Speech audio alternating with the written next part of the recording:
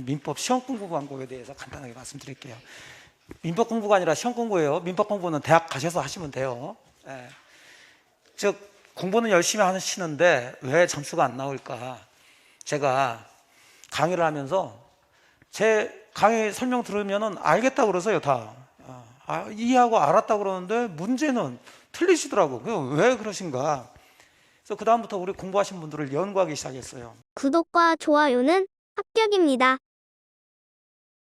왜 그러지? 분명히 알았다고 그러면 맞춰야 되는데 그때 몇 가지 좀 공통적인 특징이 좀 나오더라고요. 그래서 그런 것을 여러분들도 유념하면서 좀 제가 드리는 말씀대로 이렇게 좀 바꿔가지고 공부를 하시는 게 좀 빨리 접근이 돼요. 가장 먼저 제가 항상 말씀드리는 것은 여러분들의 주관적 생각을 버리시라는 거예요.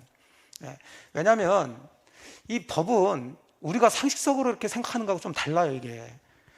근데 우리 공부하신 분들은 법을 전공하지 않은 상태에서 그렇다고 그냥 놓으신 게 아니라 다른 분야의 일을 하시고 또는 다른 분야에서 열심히 사셔가지고 일반적인 상식적인 지식이나 가치관들을 딱 가지고 있다고 지금.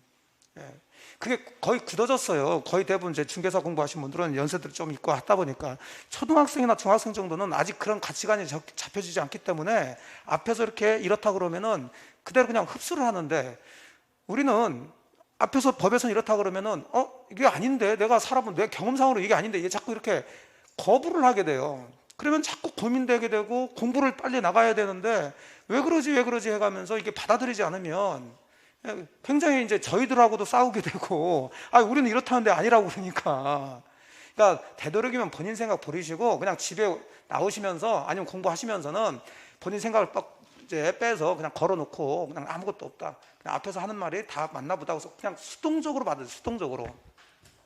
수동적으로 그냥 받아들이세요. 받아들이시면서 생각을 하시되 법대로 생각하는 습관을 들이셔야 돼. 법대로.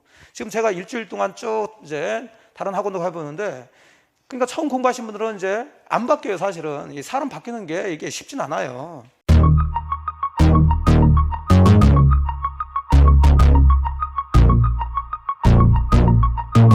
사람 바꿔서 못 쓴다고 그러잖아, 이게. 특히 이게 이제 청년들은. 그럼 법대로 생각하는 것은 어떤 거냐? 법은 기준이에요, 기준. 자, 이 세상은 수많은 사람들이 같이 어울리면서 사시는데 그 사람들이 모든 이해관계가 같지는 않죠. 가치관이 또 같지가 않아요. 그러다 보면 그냥 엉망진창이 돼버리니까 이 사회를 유지하기 위해서 국가에서는 기준을 만들어 놓은 게 그게 법이란 말이에요. 그럼 그 기준은 우리는 법조문하고 판례를 기준으로 해서 법이 구성이 됐다고요. 그럼 우리는 이거 배우시는 거고. 그럼 이걸 배우시고 여기서 문제를 내는데 특히 판례에서 문제를 많이 내요.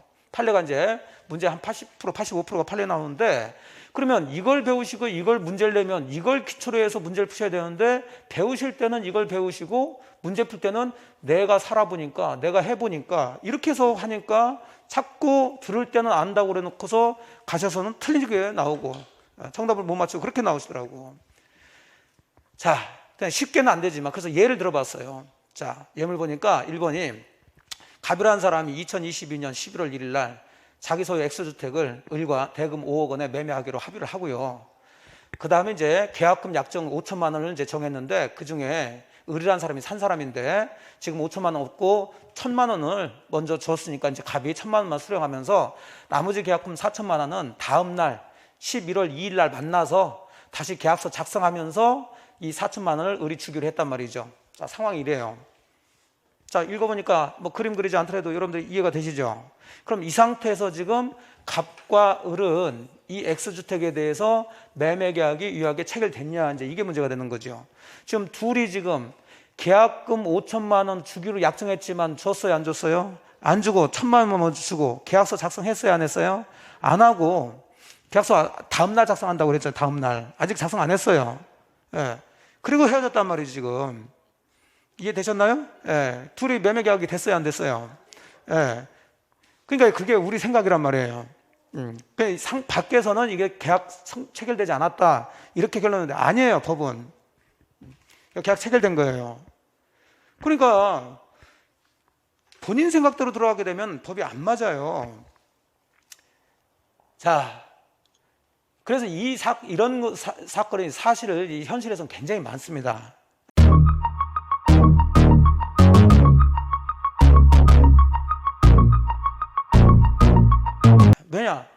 지금 여러분 생각대로 의뢰를 한 사람은 아직 계약서도 안 썼고 계약금 5천만 원 중에서 자기는 1,000만 원만 줬으니까 이건 매매 계약이 체결되지 않았다고 생각하겠죠. 그러니까 얘가 갑자기 다음 날 만나야 되는데 아침에 전화해가지고 생각해 보니까요 그거 좀 잘못 산 것 같으니까 이거 계약 안 됐으니까 빨리 줬던 거 1,000만 원 돌려주세요. 이런 경우가 많단 말이에요. 저도 작년에 이런 거 당해봤어요. 제 아파트 팔면서. 이 사람은 돌려주겠어요? 뭔 소리예요 이거. 계약 됐는데. 예? 그래서 둘이 싸우게 되고 싸우면 이제 소송하고 소송하면 이제 판례가 나오게 되겠죠. 자, 그러면 이게 계약이 체결됐냐 안 됐냐는 지금처럼 여러분이 지금 살아온 바와 같이 여러분 생각대로 할 게 아니라 다 정해놓은 거예요. 정해놨어. 뭐와 뭘로? 법조문하고 판례로. 그래서 예를 들어 이제 제가 잡아놓은 거예요. 자, 우리 법조문에 민법이 1118조로 되어 있는데 그 중에 568조라는 데에서 매매가 뭐라는 것을 정해놨어요. 읽어보니까 매매는 당사자 일방이 재산권을 상대방한테 이전할 것을 약정하고 그런데 재산권은 그냥 여러분들이 그냥 이런 부동산 물건이다 생각하시면 돼요. 그럼 이 사람이 그 물건을 상대방한테 넘겨준다는 것은 이 사람이 판 사람, 매도인이라는 얘기죠. 약정하고 상대방, 산 사람이 그 대금 지급할 것을 약정함으로써 효력이 생긴다라고 기준을 잡아놨어요. 그러니까 매매는 양 당사자가 뭐만 하면 약정만 하면 효력이 생긴다는 거예요. 여기 어디 계약서를 써야 된다는 얘기가 있어요, 없어요? 없죠. 근데 우리는 머릿속에 계약서가 먼저 들어와 있다니까. 그러니까 현실적으로 법에서는 딱 이렇게 기준을 잡아서 매매는 약정만 하면 된다 이렇게 했는데 일반인들이 그걸 모르고 그냥 자꾸 그런 무슨 계약서 안 썼으니까 이건 계약이 아니니까 빨리 돈 내놔라 뭐하고 하니까 소송 붙어가지고 이제 법원에서 판례 대법원 판사들이 매매 계약이라는 건요 다시 한번 기준 잡아준 거예요. 매도인 판 사람이 재산권 이전하는 것과 매수인이 대가로서 대금 지급하는 것에 관해서 쌍방 뭐가 이루어졌으면 그러면 뭐가 되는 거예요? 성립하는 것이라고 딱 기준 잡아줬잖아요. 자, 계약금 줘야 된다는 얘기 또 있어요, 없어요? 없잖아요, 법에는. 예? 계약금을 주든 안 주든 계약서를 작성하든 안 하든 뭐 했으면 약정 합의했으면 법조문이나 판례나 효력도 생기고 성립한다라고 기준 잡아놨고 그러면 시험은 이걸 가지고 내는데 자꾸 문제 내는데 아직 계약서도 안 작성했는데 계약금도 안 줬는데 이런 생각 가지고 이제 문제 풀면은 틀리고 나오는 거예요. 자, 느끼시죠? 여러분이 생각하는 거하고 법에서 얘기하는 게 달라요, 조금. 뭐 다른 게 아니라 사실은 법이 맞지. 법이 맞는데 현실은 법대로 안 살으니까 문제가 되는 거죠. 법대로. 뭐 제가 또 뭐 했는데 남의 부동산 팔면 되겠어요, 안 되겠어요? 안 되죠. 법은 돼요. 남의 아파트 팔아도 돼요. 그러니 지금까지 살아온 생각을 가지고서 공부를 하게 되면 이게 되겠냐고.